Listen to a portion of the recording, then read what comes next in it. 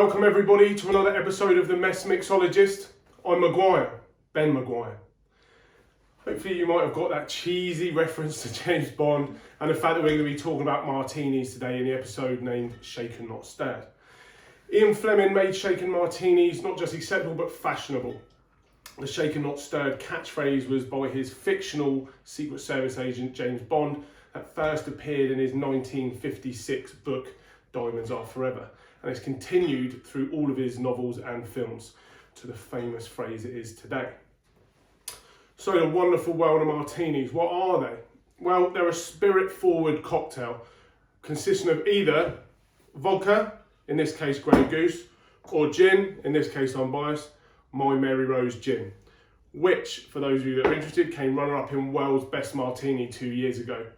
To that, you add a vermouth. Now, you've got a variety of different vermouths, and one thing that me specifically is really keen on is do not scrimp on your vermouth. People will pay a lot of money for good gin or vodka, and they'll go down the cheaper end for their vermouth. So we've got a nice selection here.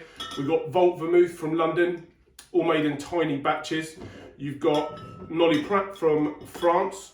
You've got Martini, but this is their special reserva. I wouldn't go Martini extra dry. You've got Dolin, Italian. And then you have a kind of cheeky entrant, the Lily Blanc. This actually isn't a vermouth, it's a fortified wine. To be a vermouth, it has to use wormwood as well. But a lot of bartenders will use this in a martini too. Technically, not a vermouth though, so we'll move him out of the way. In terms of ratios, you can be anything from 50-50 spirit to vermouth to 15-1.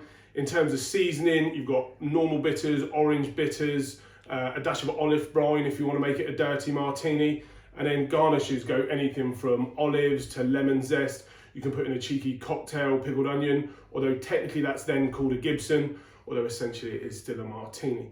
So there's thousands of ways to put together this drink based on people's different preferences. Where did the martini arrive though? One legend as to how the martini came about, and one that I like, is that it was Professor Jerry Thomas, the forefather of modern bartending, who developed the martini.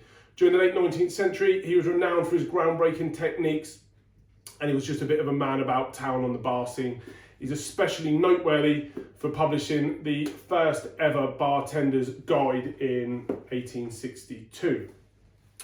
For anyone that's interested in cocktails or bartending, this book is phenomenal. It is the history of about every drink that you have, and always makes a great read. So yeah, one for the bookshelves, guys. Let's put that away. Anyway, so today I'm going to make you one of my favourite martinis using our gin. We're also going to use the Dolin Vermouth, an Italian vermouth. So we'll put away the 2 litres of Grey Goose. We've got a nicely chilled glass there. And we're going to stir ours today. So in your stirring glass, just add some ice. The ice is here to chill, but also to dilute the drink, so it's not just spirits. So from there, we're going to grab our mixer, and we're going to put in 50 mils of our classic London dry gin. Juniper lead, we use a bit of pink grapefruit in there to lift the front of the palate, and rosemary to give a really nice soft finish, which is why it works really well in a martini.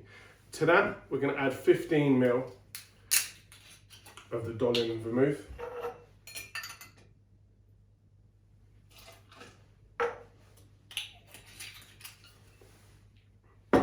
And we're going to give that a nice slow stir.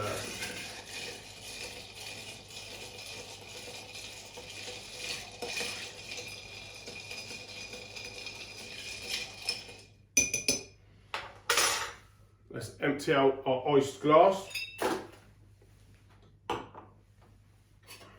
Grab our julep strainer.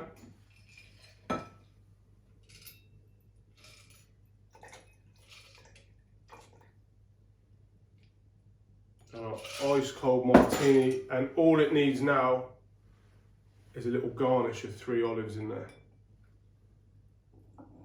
And that, ladies and gentlemen, for me is a perfect martini. Cheers. We'll see you next week when we've got a really, really special guest. I don't want to give too much away, but you'll have heard of his drink. You might not know the man behind it yet, By the end of the interview, hopefully you'll know all about him. See you next week.